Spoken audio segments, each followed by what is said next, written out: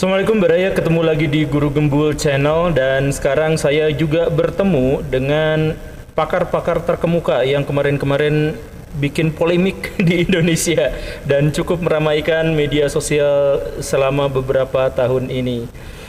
Jadi kita sambut, nggak usah dah. Tadi saya sudah menyambut.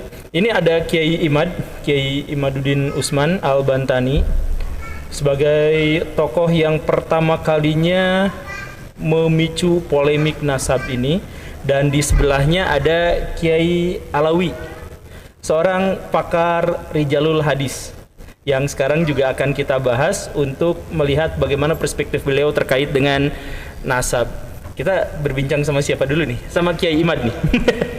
Kiai Imad, apa kabar? Baik ya? Baik, Pak Guru. Alhamdulillah. Saya mulai dari hal yang sangat sederhana. Kiai, tolong jelaskan apa alasan Kiai bikin polemik ini, mengangkatnya ke muka publik. Ya, mungkin yang dimaksud oleh Guru Gembul adalah polemik nasab alwi yang nasab alawi. Beri kesimpulan bahwa nasab alwi adalah nasabun batilun mardudun maudu'un munqati'un.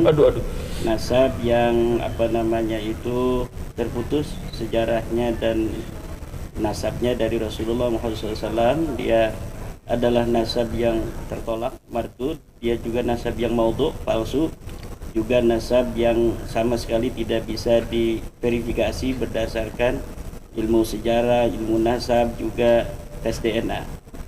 Nah, kenapa itu bisa saya mengarah motivasi apa gitu yang membuat saya kemudian meneliti nasab alwi ini? Karena memang nasab alwi ini adalah nasab yang mereka mengaku keturunan dari Rasulullah. Kalaulah mereka hanya mengaku sebagai keturunan dari Sangkuriang misalnya, atau keturunan dari Kabayan si Barakoko, atau dari keturunannya Iteng gitu, itu mungkin kita tidak ada motivasi untuk lebih jauh mengetahui apakah pengakuan mereka itu kepada Kabayan benar atau tidak. Tetapi yang mereka akui adalah sebuah nasab mulia yang yata'allaqu bil mu'minin wal muslimin, yang berkaitan dengan orang-orang Islam secara umum, yaitu nasab daripada Rasulullah Muhammad SAW. Mereka mengaku sebagai keturunan daripada baginda Nabi besar Muhammad SAW. Tentu bagi setiap mukmin mempunyai legal standing untuk mempertanyakan, memverifikasi apakah pengakuan mereka ini betul ataukah tidak. Itu mungkin Guru Gembul. Ini langsung punten ya, di awal langsung ada bahwa nasabnya itu salah, keliru, batil juga, tidak nyambung dan sebagainya. Ini klaim yang seperti ini kan klaim yang awal Pak Kiai sampaikan. Tapi kan selama dalam kurun waktu 1-2-3 tahun belakangan ini juga ada bantahan-bantahan yang menyebutkan bahwa nasab ini diakui dan nasab ini tercatat dan nasab ini sah dalam syariah Islam untuk diakui. Ya, orang yang membantah kemudian bicara sendiri tanpa mau untuk dipertemukan dalam meja ilmiah, dalam meja perdebatan, di dalam meja diskusi. Data-data yang mereka dapatkan ini apakah memenuhi prinsip-prinsip ilmiah ataukah tidak, itu tidak bisa disebut mereka sudah membantah. Dan dari berbagai macam bantahan-bantahan kitab ataupun melalui audio, visual dan sebagainya, itu saya sudah melihat bahwa apa yang telah mereka jawab, mereka bantah, terutama dari Rabita Alawiyah atau dari Habib-Habib, itu tidak bisa untuk menjawab daripada tesis saya. Karena mahalun niza, titik diskusi kita atau titik gugatan itu adalah tidak adanya sumber dan fakta ilmiah yang bisa mereka bawa untuk memvalidkan, mensahihkan daripada nasab mereka, di mana saya menggugat bahwa nasab mereka tidak mempunyai sumber data dari pengakuan sosok tokoh yang diakui, yaitu Ahmad bin Isa. Mereka mengakui Ahmad bin Isa sebagai luhur mereka. Ahmad bin Isa ini wafat tahun 345 Hijriah. Nah, apakah di tahun-tahun itu mereka ini mempunyai data-data yang sezaman atau data yang paling mendekati dari apa yang bisa mereka temukan untuk mengatakan bahwa memang Ahmad bin Isa ini mempunyai anak bernama Ubaidillah. Nama Ubaidillah inilah Pak Guru Gembul yang mereka jadikan sebuah ketersambungan nasab mereka dengan Ahmad bin Isa. Ahmad bin Isa ini telah terverifikasi di dalam kitab-kitab nasab abad ke-5, Tahdhibul Ansab, Al-Majdi, Muntaqilatul Talibiyah, Syajarah Mubarakah, sampai abad ke-9 bahwa memang Ahmad bin Isa ini adalah sosok yang ada nyata, terkonfirmasi ada secara ilmu nasab. Kemudian dia juga telah terkonfirmasi hanya mempunyai 3 anak, yaitu Muhammad, Ali, dan Husain. Ini ada di dalam kitab Syajarah Mubarakah karya daripada Imam Al-Fakhrur Razi yang ditulis kitab ini sesuai dengan manuskrip yang ada, yaitu 597 Hijriah.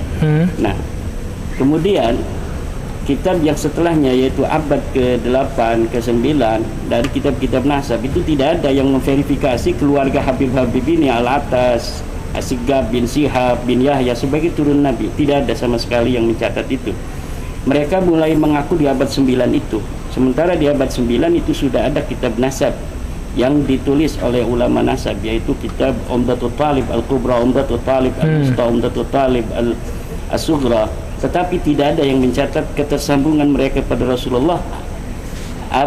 Lebih dari itu, tidak ada yang mencatat sama sekali nama-nama dari keluarga mereka yang hidup pada saat itu. Jadi bantahan itu Guru saya kira hanya sebuah usaha untuk mengatakan kepada para mukibinnya bahwa mereka mempunyai jawaban, walaupun jawaban itu tidak bisa masuk dalam standar atau prinsip-prinsip ilmiah. Prinsip ilmiah dan standar kebenaran ilmiah itu tidak bisa. Seperti kemarin mereka telah membuat sebuah buku dengan judul Keabsahan Nasab Balawi, 540 halaman. Di dalamnya itu hanya pengulangan apa yang telah mereka sampaikan. Adapun bukti-bukti yang mereka itu kemudian letakkan di dalam kitab itu, ketika saya verifikasi dan teliti, bukti-bukti dan fakta-fakta itu tidak memenuhi prinsip ilmiah.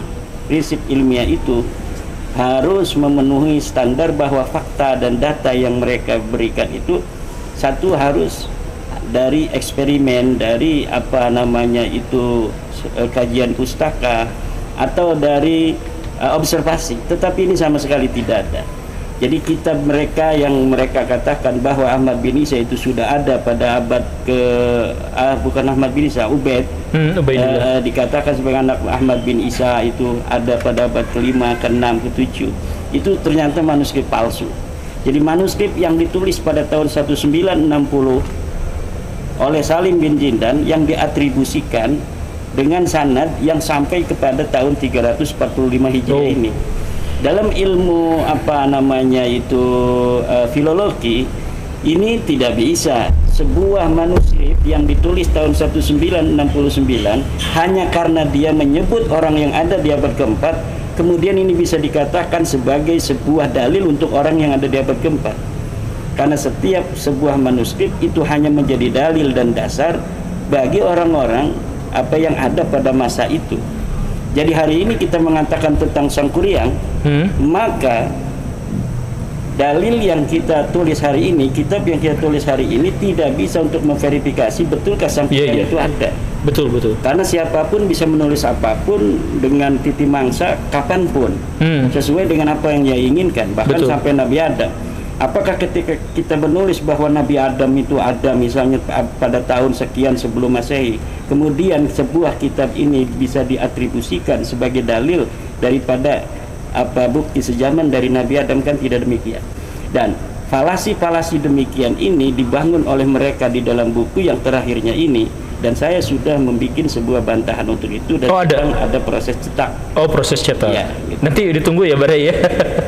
Jadi nanti punya buku yang Keabsahan Nasab Alawi dan satu lagi bantahannya, biar kita sama-sama bisa memilih lah. Tapi berarti pendapatnya tetap sama ya, dari awal sampai akhir merasa bahwa tesis ini belum terbantahkan sampai sejauh ini, sampai sebatas ini. Bagi saya bukan hanya tesis ini belum terbantahkan, mustahil terbantahkan. Wah. Kenapa mustahil terbantahkan? Karena algoritma yang saya hipotesa dari abad 9 itu memang nasab ini nasabun maudhu'un, nasab palsu sangat yang lemah. sengaja diciptakan, difabrikasi pada saat itu, kemudian nama-nama itu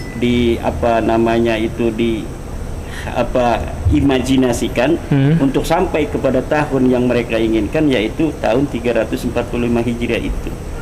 Jadi proses sinkronisasi, proses fabrikasi itu sudah nampak begitu jelas seperti matahari di siang hari. Sehingga kalaulah ada misalnya sesuatu dalil yang akan mereka berikan dari abad ke-8, ke-7, ke-6, itu akan langsung dibantah. Kita akan mampu melihat kedustaannya. Oh gitu ya. Coba kita bertanya sama tokoh yang satu lagi yang punya latar berbeda dalam memahami nasab. Jadi Baraya, sekali lagi ini masih berbicara dalam konteks polemik nasab. Dan sekarang ini ada satu lagi, tapi beliau itu dari pakar hadis. Jadi bukan ilmu nasab tapi ilmu hadis. Bagaimana Pak Alawi? Pak Alawi, ada komentar awal untuk menjelaskan polemik nasab ini dalam konteks ilmu hadis, rijal hadis? Yang ingin disampaikan yang pertama harus terangkan dulu bahwa ilmu rijal hadis adalah sebuah ilmu yang menceritakan sosok atau seorang yang dianggap membawa berita di masa lalu dan sampai saat dia hidup. Jadi yang disorot adalah rijalnya, langsung orangnya, ya, orang penuturnya gitu ya. Iya, penuturnya. Jadi dalam kaidah kan dikatakan bahwa kullu syai'in yahtaju ila ilmin, laisa ilmu yahtaju ila syai'in. Segala sesuatu butuh ilmu, bukan ilmu yang butuh sesuatu. Wa kullu ilmin yahtaju ila rawi, laisa rawiyu yahtaju ila ilmin. Segala ilmu butuh perawi, bukan perawi yang butuh ilmu. Karena bagaimana mungkin perawi bisa menyampaikan sesuatu kalau ilmunya tidak ada? Oke. Ini jadi kaidah yang sangat logis. Lalu sekarang, karena perawi ini adalah sebuah pembawa berita, dia adalah orang yang membawa berita dari masa lalu sampai masa dia hidup. Dalam kajian ilmu jalur hadis, kita akan tanya, orangnya ada nggak? Kalau ada, oke, siapa namanya? Ibu bapaknya siapa? Kalau punya riwayat pendidikan, pernah nyantri di mana? Oh gitu. Gurunya siapa? Guru Qurannya siapa? Guru hadisnya siapa? Guru sastranya siapa? Guru fikihnya siapa? Terus ngajinya kalau di pesantren apa? Kemudian sekarang nama gurunya siapa? Itu kajian ilmu di jalur hadis. Itu nggak terlalu ketat, Pak? Memang sangat ketat. Oh, memang sangat ketat. Untuk menjaga apa ya? Menjaga sebuah jalur ini agar betul-betul mendekati keakuratan. Jadi ilmu rijalul hadis hanya akan menerima seseorang itu ada atau tidak kalau biografinya jelas ada, termasuk juga pangkat keilmuannya, begitu? Betul. Oh. Apalagi kalau bicara keilmuan, seperti tadi sudah diterangkan oleh Kiai Maduddin bahwa yang namanya Ahmad Al-Muhajir itu kan diglorifikasi sebagai seorang ulama, muhaddis, seorang mustahid. Kan nggak mungkin sekarang mustahid kalau nggak nyantri dulu, Pak Guru. Iya. Iya, mau tiba-tiba jadi mustahid kan mustahil. Oleh karena itu kita tanya, waktu dulu sekarang ngajinya sama siapa? Ada nggak datanya? Nggak ada. Beliau tinggal di Basra. Kemudian beliau katanya sebagai lahir dari orang bangsawan. Kemudian dalam bangsawan ini kan sudah terbiasa mereka selalu mencatat yang namanya silsilah kebangsawanan mereka. Betul. Dan kebiasaan masa lalu. Betul.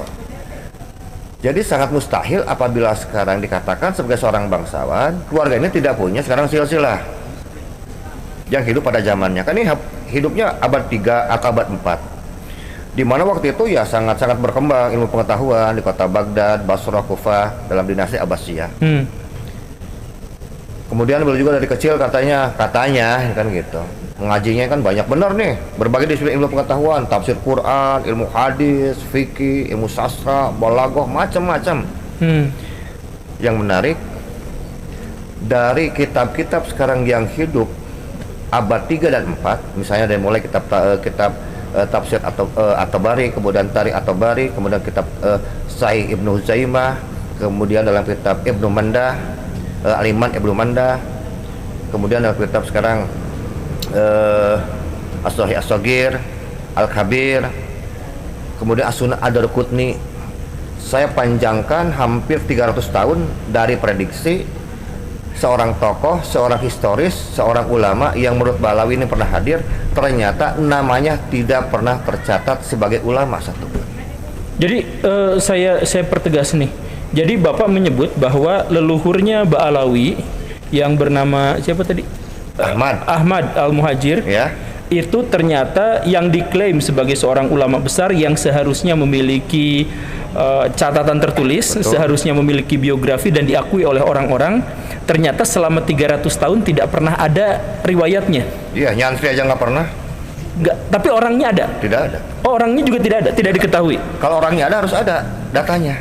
Kan kita bicara ilmu rijalul hadis. Ada nggak orang? Oh iya. Jadi keberadaan seseorang itu harus dicatat sebagai buktinya dulu ada atau tidak, baru kita akui orangnya ada atau tidak, begitu ya? Iya. Nah ini buktinya sama sekali tidak ada? Tidak ada. Sama sekali tidak ada. Nihil yang namanya jadi kepangkatan yang disematkan pada Ahmad Al-Muhajir itu memang betul-betul tidak ada. Jangankan mustahid, santri aja nggak tahu kok. Nyantri di mana, gurunya siapa, nggak ada. Ini klaim ini tuh betulan Pak, bahwa Ahmad Al-Muhajir tidak pernah tercatat berguru pada siapa, betul, dan murid-muridnya siapa? Iya. Tidak pernah? Tidak pernah. Tapi catatan internal dari Ba'alawi itu ada mungkin Pak? Ya katanya, mereka katanya bahwa Ahmad Al-Muhajir pernah buat musnad, kumpulan-kumpulan, berarti kumpulan-kumpulan perawi. Musnad ya, iya, namanya kumpulan-kumpulan perawi yang disatukan dalam sebuah kitab, namanya musnad, isnad, sanad. Kalau sanad kan berarti mata rantai berhubungan dengan perawi. Kita tanya, perawinya mana? Kitabnya mana kalau begitu? Ada nggak? Nggak ada lagi. Coba nanti kitabnya mana, nanti dicek. Oh iya, silahkan. Saya juga nanti insya Allah ada itu Pak. Oh gitu, yakin? Nggak bakalan ada. Oh yakin lah tuh, yakin. Kita sudah periksa itu dari 11.400 jalur periwayatan dari 50 kitab, insya Allah. Itu betul-betul tidak. Berapa punten 11.400 jalur periwayatan dari 50 kitab. Itu tidak ada satupun. Tidak ada. Bahkan saya tutup riset saya saking penasaran. Tutup dengan kitab Ad-Durrul Mansur Imam Jalaluddin As-Suyuti. Karena dalam madzhab Syafi'i beliau ini kan bermuaranya semua sanad hadis, semua riwayat di sana bermuaranya. Jadi kalau Imam Jalaluddin As-Suyuti kan beliau itu kalau meriwayatkan menggunakan kalimat wa kharaja, misalnya wa kharaja Bukhari fi sahihi, wa Muslim fi sahihi, wa Abu Daud fi sahihi, an Ibnu Umar, an Nabi Muhammad sallallahu alaihi wasallam faqala. Jadi nama orangnya, ulamanya dan kitabnya disebut. Kemudian siapa perawi yang membawa hadis tersebut itu selalu dibawa. Bahkan Imam Jalaluddin As-Suyuti itu selalu meriwayatkan dari mulai abad 1 Imam Abu Hanifah, Imam Malik, Imam Syafi'i, terus sampai para ulama yang hidup di zamannya. Andaikan betul Ahmad Al-Muhajir dengan gelar yang begitu luar biasa, Imam Mustahid, kenapa tidak diriwayatkan satupun riwayatnya? Kenapa jawabannya? Ya karena memang tidak ada orangnya. Selesai.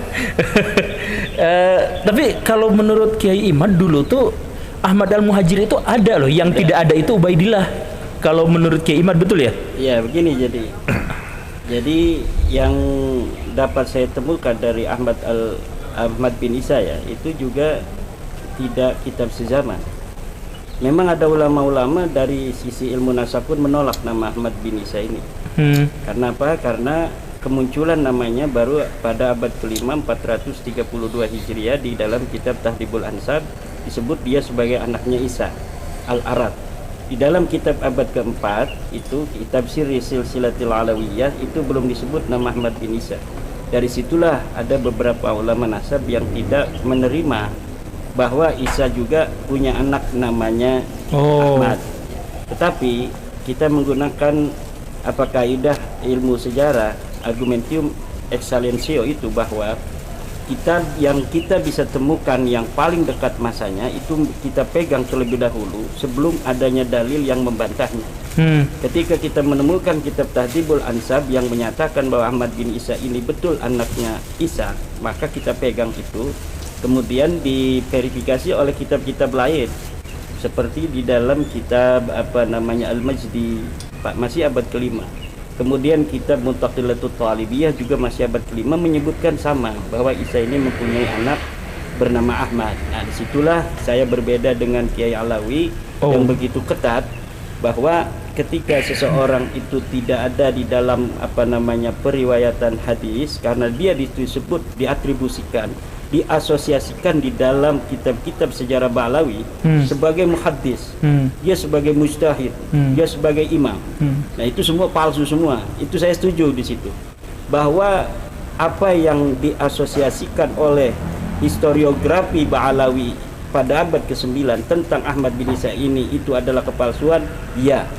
Tetapi mengenai bahwa dia ini adalah terverifikasi ada walaupun bukan oleh kitab sezaman, itu saya bisa menemukannya. Dari mulai abad kelima itu ada riwayat-riwayat itu. Tetapi saya setuju bahwa dia tidak pernah meriwayatkan hadis Nabi. Tidak pernah meriwayatkan hadis Nabi. Kemudian ada karya tulisnya? Tidak ada karya tulis. Tidak ada karya tulis, tetapi dia mempunyai sebuah sebuah peran lah di dalam kehidupannya, itu pernah meriwayatkan tentang hadis imam Syiah. Jadi bukan hadis Nabi, tentang cerita Syiah itu dia diriwayatkan.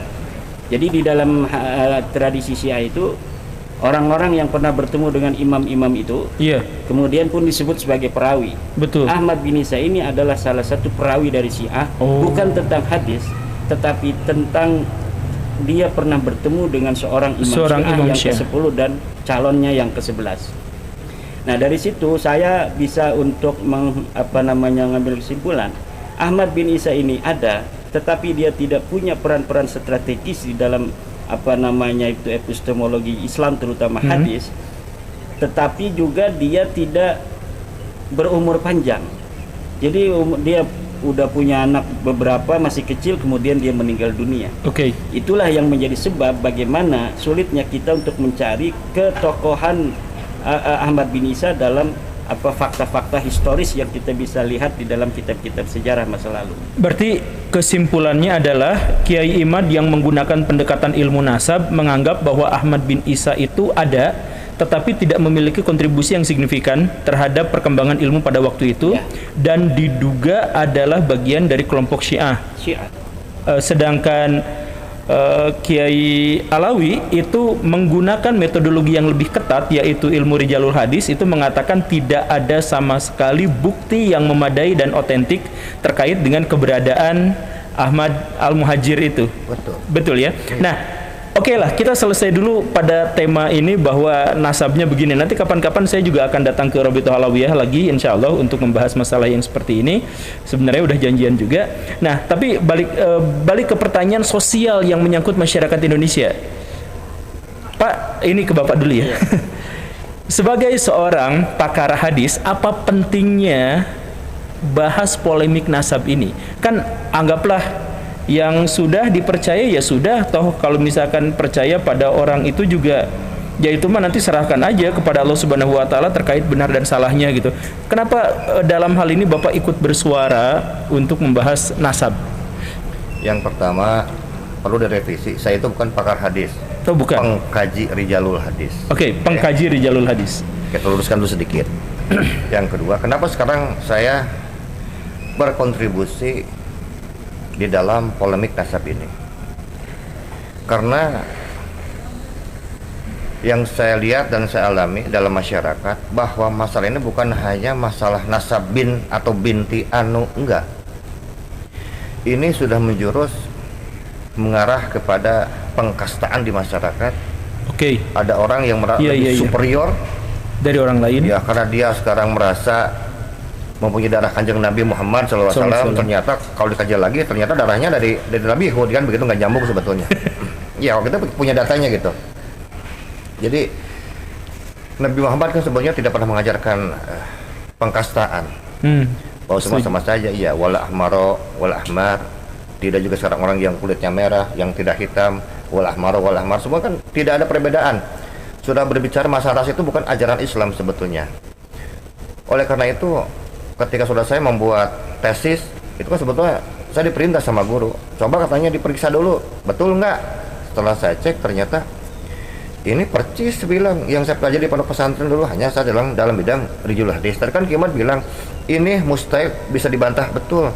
Saya pernah bilang sama beliau waktu di rumahnya bahwa tesis yang dibuat itu ini sudah menggunakan 4 standar, seperti seolah-olah standar 4 hadis Sahih Bukhari, Sahih Muslim, Ibnu Huzaimah, Ibnu Hibban, disimpan dalam satu tesis. Jadi kalau orang mau bantah, dia harus menggunakan metode standar Sahih yang sama. Nggak bisa menggunakan standar Sahih, Sunan, Mujam, Musnad, itu nggak beda, itu beda level, harus dengan metode yang sama. Jadi kalau misalnya Kimat sekarang mengatakan mustahil, bukan berlebihan, memang begitu, harus jawab dengan metode yang sama. Tuh.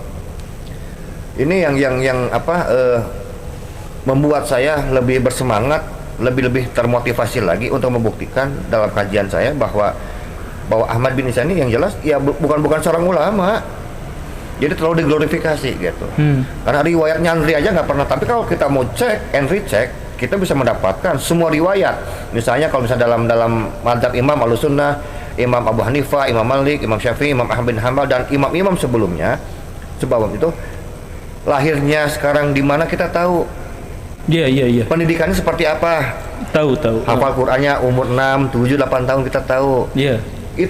Itulah yang disebut dengan dalam kaidah itu kan begini.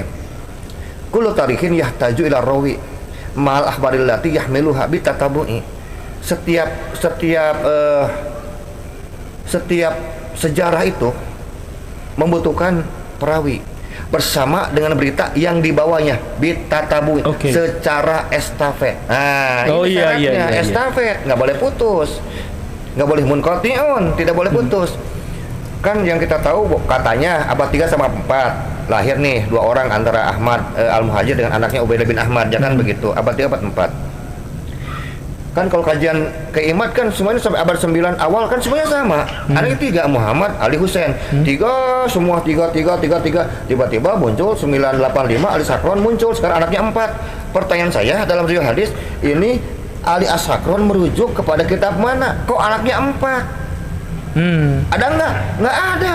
Berarti bohong lagi. Itu nggak ada tuh yakin nggak ada? Oh iya, kalau ada tunjukin dong. Oh gitu. Oh iya. Nah tapi ini berarti Pak Kiai barusan itu menegaskan bahwa masalah polemik nasab itu beliau ikutan adalah karena untuk dalam tanda kutip menjaga akidah dan syariah Islam, bahwa dalam syariah Islam itu egaliter, semuanya sama dan tidak ada hierarki yang didasarkan pada keturunan, begitu. Iya. Jadi Bapak tuh tujuannya ngikut polemik nasab itu penegasannya di situ. Menekankan bahwa tidak ada rasisme dalam Islam. Tidak ada rasisme semua dalam sama. Islam. Karena yang dibedakan hanyalah ketakwaan. Itu saja sebetulnya. Jadi Pak punten ini mah. Iya, dia punten. Seandainya keturunan Nabi itu ada, maka tetap aja kita boleh kritik, boleh koreksi, dan beliau tidak memiliki keistimewaan khusus dalam agama gitu. Dalam agama mereka tidak memiliki istimewa apapun kecuali dianggap ada kelebihan sedikit lah. Contoh lah seperti kita menghargai sekarang anaknya camat, anak bupati. Oh itu. Iya. Itu aja sebetulnya. Tapi kalau dalam konteks ibadah ya enggak, sama aja. Belum tentu juga sekarang orang turunan Nabi itu lebih khusyuk dari sekarang yang bukan non Nabi, enggak, belum tentu juga. Bahwa ada dalil, misalkan mereka biasanya mengemukakan kalau kita tidak percaya kepada mereka, maka kita tuh tidak dapat syafaat dari mereka gitu. Oh iya, kita bukan nggak butuh syafaat dari mereka jawabannya. Gampang. Jadi nggak apa-apa ya. Iya. Kiai Imad, ini kayaknya pengen ngomong dari tadi. Tapi Kiai Imad, ada yang mau ditambahkan? Ya, itu mengenai dari motivasi dari Kiai Alawi tadi itu sebenarnya begini. Jadi nasab atau keturunan Kanjeng Nabi itu mempunyai sebuah kekhususan. Dia itu laikun li ayyuk tadabi, mempunyai kelayakan untuk dijadikan suri tauladan. Dan dari berbagai macam jalur keturunan Kanjeng Nabi Muhammad SAW, itu hanya klan Ba'lawi ini dari yang mengaku sebagai turun Nabi yang memiliki kelainan. Oh, kelainan satu, kalau misalnya dia itu diakui sebagai turunan Nabi oleh orang-orang itu, dia memiliki kecenderungan untuk mendominasi, menghegemoni, dan menciptakan otoritas khusus bagi mereka. Kemudian ajaran-ajaran yang berbeda dengan para keturunan Nabi yang asli, yaitu seperti ingin dihormati lebih dari orang lain. Dan ini tidak ditemukan di dalam sejarah tentang keturunan Nabi di masa lalu yang lain. Dari jalur lain tidak ada seperti itu. Ini sebentar, butuh penegasan bahwa keturunan atau orang yang mengklaim sebagai keturunan Nabi itu bukan hanya dari Ba'alawi, tapi dari banyak klan, banyak. Tapi hanya dari klan Ba'alawi ini saja yang mendoktrinkan untuk mengistimewakan silsilah mereka. Betul. Yang lain tuh banyak sebenarnya. Banyak dari berbagai macam jalur, bahkan Ba'alawi ini hanya satu klan kecil, walaupun banyak dia, tetapi memiliki ajaran-ajaran yang lain dari keturunan Nabi yang asli, seperti ingin dihormati lebih dari orang lain, bersama dengan telah nyatanya keterputusan nasab mereka itu. Saya yakin dari mereka itu sebenarnya kalau mau jujur itu sudah mengakui bahwa nasab mereka putus. Tapi wa ma'adzalika, bersamaan dengan itu mereka itu terus untuk menganggap orang-orang itu tidak terlalu peduli dengan kajian-kajian ilmiah. Jadi doktrin dan framing bagi mereka itu lebih diutamakan untuk membangun otoritas dan hegemoni di tengah-tengah masyarakat yang dinilai oleh mereka itu bodoh. Nah, inilah tugas kita sebagai orang-orang yang sedikit diberikan pencerahan ilmu oleh Allah SWT untuk memberikan pencerahan, an-nasihah, ketulusan kepada saudara-saudara kita, bahwa sesungguhnya pengakuan mereka ini adalah pengakuan palsu. Saya dapat bertanggung jawab di dunia dan di akhirat, saya ulang-ulangi itu, bahwa mereka ini betul palsu, mereka ini betul-betul Nabi, dan apa yang mereka sampaikan itu bukan untuk kalian, tapi untuk mereka sendiri. Kalau misalnya dikatakan oleh Guru Gembul tadi, bagaimana misalnya orang-orang yang ngurusi nasab orang gitu kan. Ya, apa untungnya buat mereka ngurusi nasab orang? Ya, kita balik bertanya, kenapa ente ketika itu diputuskan bahwa nasab ente terputus, nasab ente palsu, ente kepanasan kebakaran jenggot? Kalau ente tidak merasa bahwa nasab ente itu tidak penting, maka ente tidak akan marah ketika kita mengatakan nasab ente putus. Toh nasab mau nyambung mau putus itu tidak ada artinya bagi dia misalnya. Tapi tidak begitu dengan Ba'alawi. Dia merasa penting pengakuan orang itu, bahkan dia datang ke kiai-kiai, ke ulama-ulama yang mau membantu mereka untuk mengatakan, memberikan testimoni bahwa nasab mereka ini adalah nasab yang tersambung. Untuk apa? Agar orang-orang bodoh-bodoh itu masih mempercayai mereka. Karena mereka tahu bahwa orang bodoh itu kadang-kadang masih mengakui ucapan-ucapan simbolis dari seorang ulama, walaupun tanpa fakta dan tanpa data, udah husnudon saja. Iya, husnudon itu haram hukumnya untuk sesuatu yang jelas sudah selain berbeda, terbalik 180 derajat dari apa yang kita husnudon nih. Kalau sudah terbukti salah, itu haram hukumnya kita husnudon. Gak boleh kita husnudon kepada garam kalau garam ini kita sudah rasakan dia itu asin, kemudian kita husnudoni dia manis. Ini dalam narasi Guru Gembul disebut dengan kebenaran ilmiah yang indrawi gitu. Yang nggak boleh kita menghusnudoni sesuatu yang tidak logis. Ya kan, ilmiah itu dia harus logis, dia harus empiris, harus verifikatif. Kemudian juga harus pragmatis. Ada aksiologi di situ. Apakah ada ketika kita mengungkapkan kebenaran ini manfaat yang akan dirasakan oleh masyarakat? Ya jelas ada. Buktinya pendawiran di mana-mana. Setelah bab nasab ini, isu nasab, diskursus nasab ini kemudian muncul, pendawiran turun 99%. Sehingga para kabib-kabib yang biasa dawur itu sekarang ada yang jual minyak wangi lagi seperti dulu dan leluhur-leluhur mereka. Kemudian orang-orang yang inferior dari keluarga kerajaan, keturunan Siliwangi, keturunan Sunan Gunung Jati, keturunan Sultan Hasanuddin, mereka yang selama ini ditekan secara spiritual, secara mental, ini sekarang tumbuh superioritasnya. Bahwa memang kami anak raja, kami adalah keturunan orang-orang besar, dan mereka yang dulunya tukang minyak kembali sekarang jual minyak lagi, bahkan ada yang sudah kembali jadi tukang parkir. Tukang parkir? Betul. kita yang biasanya dia itu hanya menjadi pengusaha travel, sekarang buka lagi travel umroh. Kan ini halalan thayyibah. Oh iya. Bagus sekali kan? Berarti diskursus nasab ini Guru Gembul ada manfaat secara aksiologis selain dari dirinya sendiri yang memang adalah sebuah kebenaran secara ontologis dan epistemologis, tapi secara aksiologis ada manfaat yang dapat dirasakan oleh masyarakat, terutama umat Islam, terutama umat Islam NU, yang di dalam salah satu ajarannya ada sebuah poin untuk mencintai keturunan Nabi. Walaupun tidak ada dasar dalil dari agama yang kuat, dari Al-Quran dan hadis tidak ada. Yang ada itu adalah tentang kewajiban kita mencintai Allah, mencintai Rasul dan ahli bait. Ini ada dalilnya.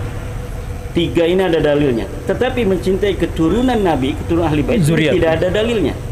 Walaupun tidak ada dalilnya dalam tradisi pemahaman keagamaan ahli sunnah wal jamaah, ini itu ada itemnya. Nah, dalam sedikit atau lemahnya item adanya sebuah anjuran mencintai keturunan Nabi ini, yang walaupun ini item lemah tetapi menjadi sebuah hal yang mayoritas di tengah umat kita, maka ini kita harus selamatkan umat-umat Islam ini dari doktrin-doktrin Ba'alawi di mana mereka merasa dirinya sebagai ahli bait. Ini mereka ngomong ahli bait segala macam ini karena banyak dalil-dalil ahli tentang ahli bait di mana Nabi mengatakan bahwa siapa yang mencintaiku, cintailah ahli baitku. Iya. Ya kan? Nah, ini dipakai oleh mereka untuk diri mereka sendiri. Padahal hadis itu untuk Fatimah, untuk Ali, untuk Hasan dan Husain. Dan ini ada hadisnya. Sahabat bertanya kepada Rasulullah, "Ya Rasulullah, man qarabatukal ladina umirna bimawaddatihim?" Ya Rasulullah, siapakah kerabatmu yang kami diperintahkan untuk mencintai mereka? Qala Aliyun wa Fatimatu wa Hasanun wa Husain. Fatimah, Ali, Hasan dan Husain, itu saja yang wajib. Siapa orang yang membenci 4 ini secara epistemologis di dalam ajaran, seperti misalnya ajaran Khawarij, Nawasib, yang ada yang membenci Ali, ada yang membenci Fatimah, ada yang membenci Hasan dan Husain, ini adalah orang-orang yang sama saja meninggalkan kewajiban dari madmun hadis, di mana di dalam hadis ini dikatakan wajib mencintai mereka.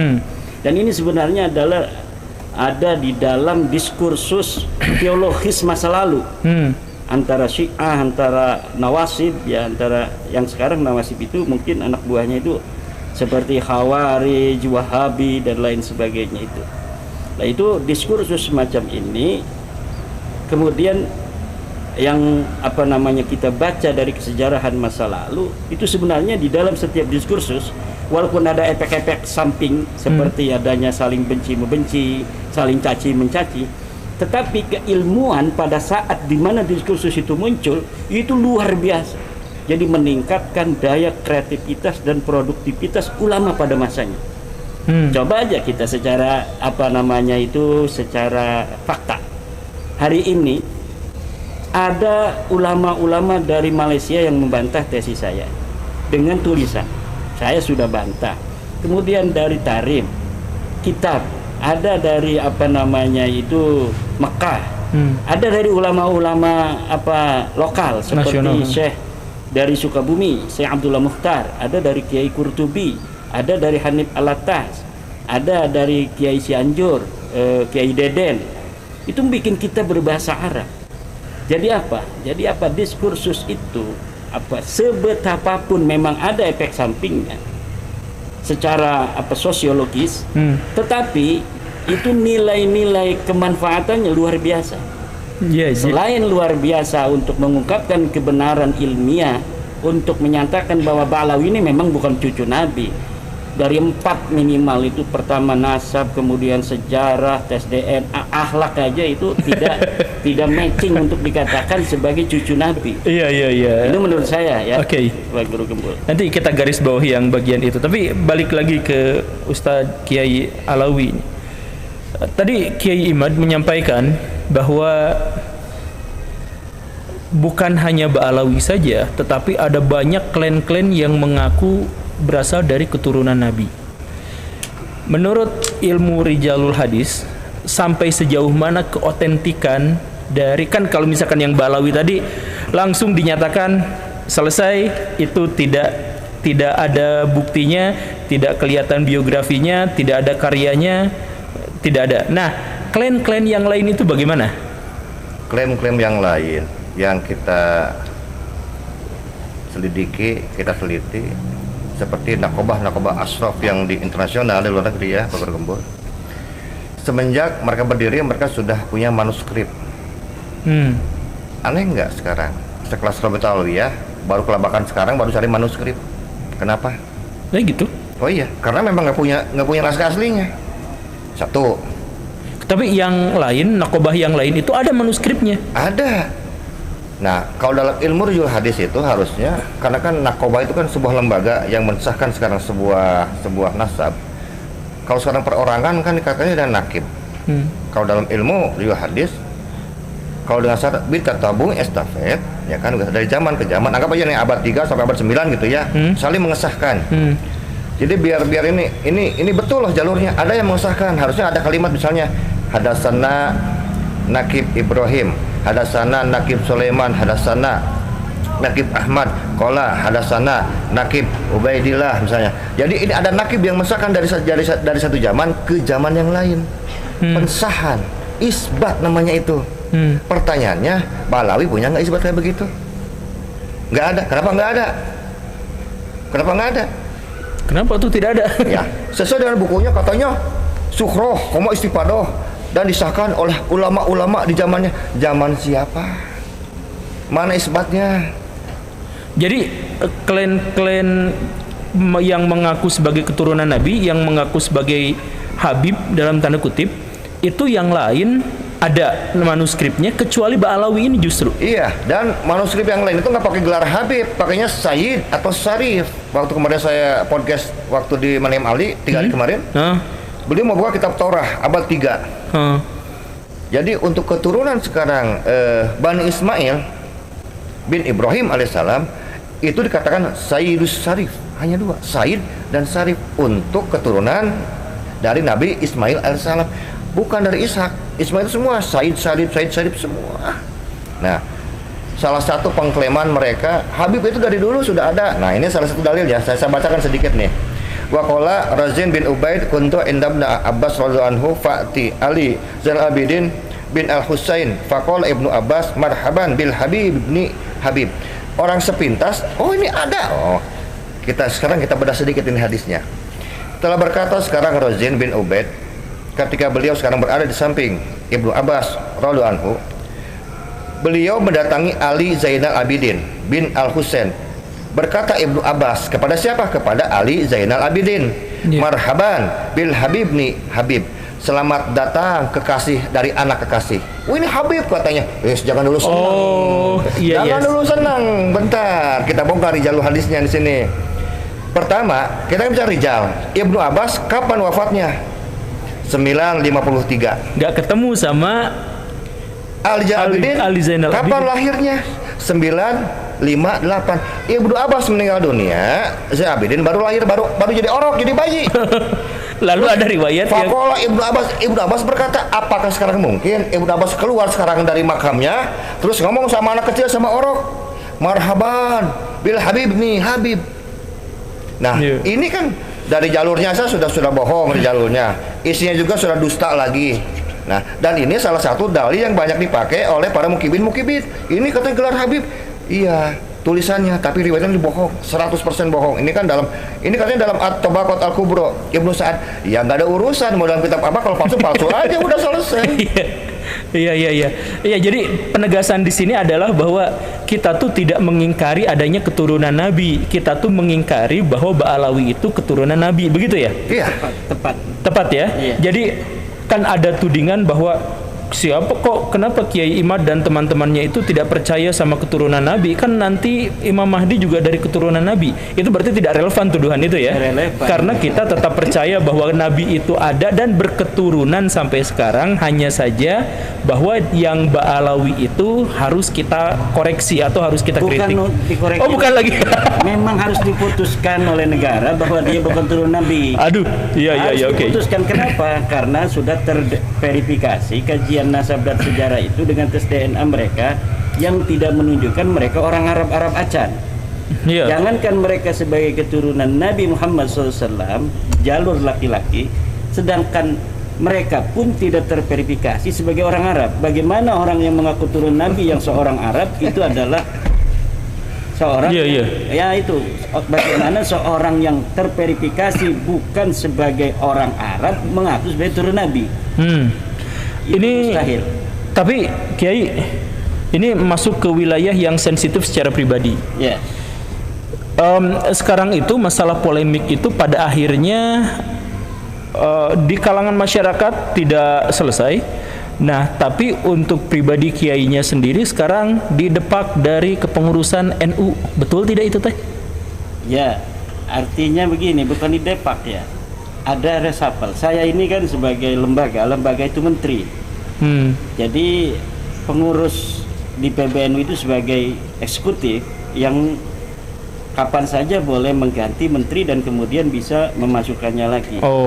Dan saya husnudzon bahwa pimpinan kita di PBNU mempunyai grand strategi untuk mencapai visi-visi strategis yang harus dicapai dalam jangka yang pendek, dengan salah satunya adalah meresapel saya itu. Jadi ada grand strategi yang ingin dicapai oleh PBNU terkait dengan penguatan organisasi, baik yang berkaitan langsung dengan Ba'alawi atau yang tidak berkaitan langsung, yang dimana di situ dibutuhkan saya tidak berada di lembaga terlebih dahulu. Jadi itu biasa-biasa saja. Oh, biasa. Jadi itu kan punten ya. Itu dirayakan Pak Ustadz, Pak Kiai, dirayakan di mana-mana. Kiai Imaduddin dipecat, lebok. Ya, mereka tidak tahu kalau 99% pengurus PBNU itu tidak percaya nasab Ba'alawi. Oh, serius? Serius. Itu bisa diverifikasi. Silahkan nanti ya. 99% petinggi-petinggi pengurus Nahdlatul Ulama itu sudah tidak lagi percaya pada kalau tidak Ba'alawi. Percaya silahkan disurvei. Silahkan. Nah, ini tantangan nih. Yang kredibel. Lembaga survei biasa untuk presiden-presiden. Coba survei seluruh Indonesia para petinggi-petinggi NU di setiap tingkatan, apakah mereka percaya nasab Ba'alawi? Berapa persen yang percaya dan berapa persen yang tidak percaya? Kenapa? Karena saya ke bawah. Siapa yang mengundang-undang saya itu untuk memberikan ceramah-ceramah? Itu pengurus-pengurus NU. Tapi itu kemarin Haul Solo penuh, Pak. Itu penuh oleh mobilisasi. Mobilisasi. Bus-bus banyak itu di berbagai macam titik lokasi untuk diarahkan datang ke Solo Raya itu. Oh, ya berarti pada bagian ini Kiai Imad mengatakan bahwa orang-orang Nahdlatul Ulama secara umum sudah sadar dan tidak lagi percaya pada klaim Habib dari Ba'alawi itu. Ya, karena saya orang NU, saya ada di bawah, saya mempunyai relasi dengan berbagai macam tingkatan di pengurusan NU, bahkan sampai PBNU. Kebanyakan mereka tidak percaya nasab Ba'alawi. Jadi ini di dalam tanda kutip ya, di reshuffle itu bukan dipecat, disingkirkan, dijauhkan dari umat, bukan. Tapi sebenarnya adalah kita masih SMS-an dengan sekjen. Oh gitu. Nah begitu Baraya ya kurang lebihnya. Ini waktunya kayaknya hampir sejam, dan punten Baraya ini tadi ada pesawat lewat, ada kita kegerimisan tadi teh. Tapi dah gimana lagi, dah podcast saya mah kayak gini atuh gimana. Tapi ini ada beberapa hal yang harus disampaikan di akhir nih menjelang tutup obrolan ini. Kita ngobrol dulu sama Kiai Alawi ini. Kiai, kalau umat pada akhirnya percaya pada Ba'alawi dan atau tidak percaya pada Ba'alawi, apa konsekuensinya terhadap kaum muslimin secara umum? Coba kalimat yang lebih khusus lagi, percaya sama Ba'alawi sebagai apa dulu? Nah ya, sebagai keturunan Nabi ya. Gitu, Iya benar. untuk umat yang percaya sekarang bahwa Ba'alawi sebagai keturunan Nabi, sebetulnya nggak ada keuntungan untuk Ba'alawinya, tapi kerugian untuk umatnya. Satu. Justru yang lebih diuntungkan adalah orang-orang sekarang yang tidak percaya terhadap mereka, terhadap Ba'alawi sebagai zuriyah Nabi melalui hasil riset, hasil penelitian. Islam itu kan agama yang ilmiah, agama yang menuntut riset. Mana buktinya? Contoh, dalam Al-Quran Allah menyatakan, A'udzubillahi minasyaitonir rajim, ya ayyuhallazina amanu in ja'akum fasiqun binnabain fatabayyanu. Cek dan dicek. Padahal sesungguhnya bukan cek and recheck. Kalimat yang lebih dalam itu fatabayyanu itu apa? Riset. Oh, fatabayyanu itu riset. Penelitian. Pakai wawu dan alif mulazamah, jadi riset terus-terusan kata Allah. Penelitian terus-terusan. Kalau nggak tanpa riset, kamu akan membodohi sebuah kaum, sebuah komunitas. Dikarenakan kebodohanmu. Jadi orang yang nggak mau riset orang bodoh kalau Al-Quran seperti itu. Yang tidak mau riset bodoh. Siapa saya nunjuk ini tuh tim itu. Ya. Nah inilah yang menarik, bahwa ke depan Kiai Imad mengatakan bahwa mereka kan bukan orang Arab acan kan begitu. Iya, memang betul. Bahkan waktu kemarin dengan Profesor Manahem Ali saya katakan, Prof, saya bilang sebelum podcast, ini sepertinya ada pembalikan tentang penisbatan antara kata Arab aribah dengan Arab musta'ribah. Saya bilang selama ini kan orang Yaman menganggap diri mereka Arab aribah, Arab murni. Enggak, saya bilang, kok bisa Kiai katanya enggak begitu? Iyalah, riset saya menunjukkan sebaliknya. Karena Arab aribah itu kan asalnya dari Nabi Ibrahim. Dalam kitab-kitab tua, Nabi Ibrahim kan disebutkan sebagai keturunan sekarang Muzarab, Muzaribe, Musta'rib, Ya'rib. Apa kalimat akhirnya? Arab kuno. Makanya wajar turun sekarang ke anaknya Nabi Ishak dan Nabi Ismail adalah orang Arab. Jadi Bani Ibrahim itu adalah orang Arab kuno asli. Dan terbukti sekarang dengan ilmu biologi modern, dengan DNA, haplogrupnya J1 untuk orang Arab. Betul. Orang Yaman yang mengaku sekarang Arab aribah ternyata Arab musta'ribah. Arab yang diarabkan. Mana buktinya? Haplogrupnya G. Betul enggak? Jadi sudah lama ada pembalikan julukan seperti itu. Jadi orang Arab ya tetap aja dengan J1-nya. Dan ini sudah bukan puluhan tahun, mungkin sudah 100 tahun lebih ini penjulukan Arab aribah dengan Arab musta'ribah. Buktinya tes DNA tetap J1 orang Arab itu. Dan tidak semua sekarang yang J1 berhak mengklaim sebagai zuriat kanjeng Nabi Muhammad. Berhak, apalagi yang haplogrupnya kejauhan. Sip. Nah, ini terakhir dari Kiai Imad, barusan terakhir dari Kiai Alawi. Kiai Imad, apakah berarti tujuan Kiai Imad dalam tanda kutip ya, itu sudah tercapai, di mana sebagian besar masyarakat tidak lagi percaya pada Ba'alawi, dan bahkan di kalangan NU sebagai satu-satunya ormas besar di Indonesia yang masih mengakui Ba'alawi itu pun terpecah dan bagian terbesarnya sudah tidak lagi percaya. Nah, ini tuh berarti tujuannya selesai atau ada tujuan berikutnya? Kalaupun itu dianggap sebagai sebuah tujuan gitu. Sebenarnya sudah dengan masyarakat sekarang sudah mengetahui, terutama warga NU, bahwa Ba'alawi bukan turun Nabi, sudah selesai. Tapi karena ada masih upaya-upaya yang playing victim dan juga upaya-upaya framing, falasi yang dibangun oleh orang-orang yang masih berusaha untuk membuat masyarakat bingung dengan kesimpulan yang ilmiah, kemudian dibentuklah atau diciptakan manuskrip-manuskrip palsu. Ya, saya kira diskursus ini akan makin menarik, akan makin terus menjadi tetap masih masuk ke dalam, masih jadi polemik gitu ya. Masih jadi polemik yang viral gitu. Kemudian akan lebih bisa untuk mengangkat hal-hal yang masih sekarang ini tersembunyi dari berbagai macam penyimpangan Ba'alawi, termasuk beberapa ajaran-ajaran yang sekarang mulai terverifikasi.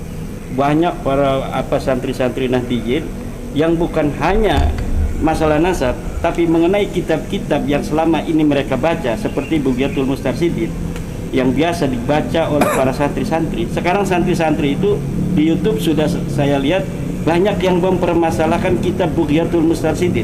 sebuah kitab karya Ba'lawi di abad ke-13 Hijriah, abad ke-14 atau 13-14 Hijriah, Abdurrahman Al-Mashhur, di mana dulunya kitab kumpulan fatwa ini adalah salah satu kitab mu'tabarah di kalangan para ulama pesantren ketika ada menghadapi masalah dalam basul masail. Kitab ini menjadi sebuah salah satu rujukan. Tetapi kemarin saya lihat di YouTube itu banyak santri-santri kita yang muda-muda itu mempermasalahkan kitab Bughyatul Mustarsyidin karena ternyata selain di situ membahas tentang berbagai macam masalah fatwa-fatwa keagamaan, itu ada doktrin-doktrin yang didapat diselipkan di belakang kitab itu. Jadi menjelang kitab ini berakhir, beberapa lembar sebelumnya itu banyak doktrin-doktrin tentang keunggulan klan Ba'lawi dan bagaimana kaul-kaul Ba'lawi dari ulama-ulama mereka itu lebih tinggi dari ulama lainnya.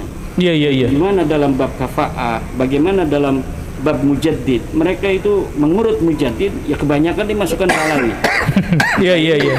Nah terus dalam kitab An-Nahrul Mawrud, para kiai-kiai muda kita itu kemudian terungkap dari apa yang mereka baca bahwa ada ajaran-ajaran yang non syariah seperti boleh memegang wanita segala macam ada ya? Pasar ada. Itu sudah saya lihat itu YouTube-nya di mobil tadi. Ya Allah. Di kitab Ba'lawi. Di kitab Ba'lawi namanya An-Nahrul Mawrud. Kemudian di dalam kitab-kitab yang lain seperti Asma al-Masra'ur Rawi, kitab Al-Ghurar, kemudian kitab Al-Burqatul Musyiqqah, bagaimana itu halusinasi, imajinasi masuk dalam kitab-kitab itu. Jadi hal-hal yang bersifat mistis itu masuk dalam situ yang tidak bisa terverifikasi secara data ilmiah. Dan saya kira ini dengan adanya polemik nasab yang sampai saat ini masih terus menjadi perbincangan publik dan menjadi ketertarikan masyarakat untuk kemudian ikut berkontribusi di dalam polemik ini dengan berbagai macam tingkat sesuai dengan kemampuan ilmiahnya.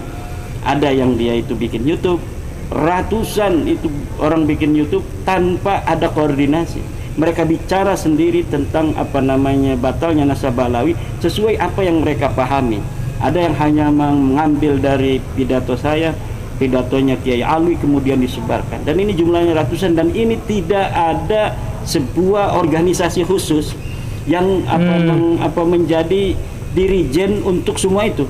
Mereka ini inisiatif aja semuanya. Sendiri. Kemudian indikasi yang keduanya dari apa yang telah saya ungkapkan bahwa masyarakat ini mayoritas sudah mengerti dan memahami, bahkan menghakimi sendiri bahwa Ba'lawi bukan cucu Nabi berdasarkan pengalaman-pengalaman negatif dari sisi bisnis, dari sisi pergaulan mereka dengan Ba'lawi.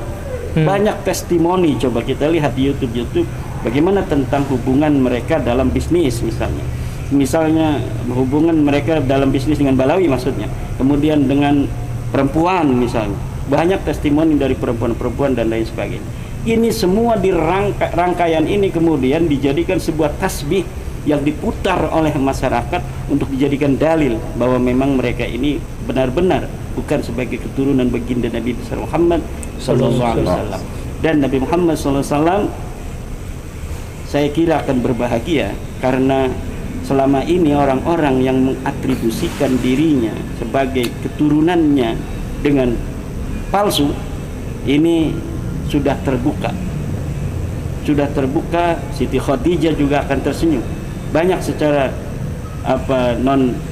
ilmiah yang memberikan sebuah testimoni spiritual kepada saya bagaimana mereka bertemu dengan Ibunda Khadijah, bagaimana mereka bertemu dengan Sayyidina Muhammad SAW, bagaimana mereka bertemu dengan kasih-kasih Allah, kemudian menyatakan hal yang sama, tidak dapat diverifikasi tetapi bisa untuk dijadi landasan bagi mereka sendiri untuk kemudian mengatakan dan memberikan sebuah pemantapan kepada keluarga mereka bahwa betul Ba'lawi ini bukan sebagai turunan dari baginda Nabi besar Muhammad SAW. Ya, tapi pada bagian akhir yang bapak-bapak sampaikan tadi itu memang kalau keresahan saya secara pribadi itu sih. Jadi ada dari klan Ba'alawi itu yang banyak menceritakan tentang keutamaan dirinya sendiri. Ada yang bisa terbang, di absen satu-satu, ada yang bisa bertemu dengan Nabi setiap hari dan dijadikan dijadikan konsultasi untuk pengobatan Nabi. Ya banyak cerita-cerita yang semacam itu. Ya tapi Baraya tentu saja kalau misalkan Baraya mau berdiskursus, mau berdialektika, silahkan lanjutkan saja, tapi jangan ada kebencian. Tanpa kebencian kita sepenuhnya punya itikad yang baik, punya itikad yang tulus. Mau yang pro, mau yang kontra pun sebaiknya memang didasarkan pada kecintaan kepada agama, kecintaan kepada kebenaran. Nanti insya Allah dalam waktu dekat saya tuh udah janjian juga, saya juga pengen bitoh terkait dengan hal ini. Dan sejujurnya Baraya harus digarisbawahi ya, bahwa penerimaan Ba'alawi misalkan Rabithah Alawiyah terhadap saya juga baik-baik saja, terhadap Kiai Imad juga baik-baik saja, dan kita mah memang diskusinya adalah diskusi ilmiah. Jadi nggak usah pakai sentimen-sentimenan. Kalau misalkan mau pakai sentimen, itu justru yang akan menghancurkan. Siapa yang menggunakan sentimen biasanya juga tidak akan diterima secara panjang lebar oleh masyarakat. Jadi dalam satu hal kita tetap menjaga kerukunan, persahabatan, kebaikan dan sebagainya. Tetapi di sisi lain bahwa kita tetap harus menghidupkan diskursus ilmiah. Gitu kurang lebih ya. Sebuah pengumuman kecil Kiai bahwa mertua saya 2 hari yang lalu meninggal dunia. Innalillahi wa inna ilaihi raji'un. Dan beliau itu suka ikut ziarah-ziarah rombongan bersama Ba'alawi, bersama Habib-habib itu. Dan saya di sini adalah orang yang mengkritiknya, tapi tidak jadi masalah. Saya juga misalkan dianggap sebagai orang yang bagaimana sahabat dekat saya, sahabat terdekat saya sampai sekarang itu adalah seorang yang disebut sebagai Wahabi. Tapi kita tetap berteman dan bertukar pikiran. Jadi kita boleh panas-panasan dalam perdebatan, tapi hati kita tetap bersatu dalam ukhuwah Islamiyah. Itu pesan saya aja. Terima kasih karena sudah menyimak. Kamera saya hilang. Oh, pindah ke sana. Terima kasih karena sudah menyimak. Saya Guru Gembul dan Kiai Alawi dan Kiai Imad pamit karena sebentar lagi mau hujan lagi. Assalamualaikum warahmatullahi wabarakatuh.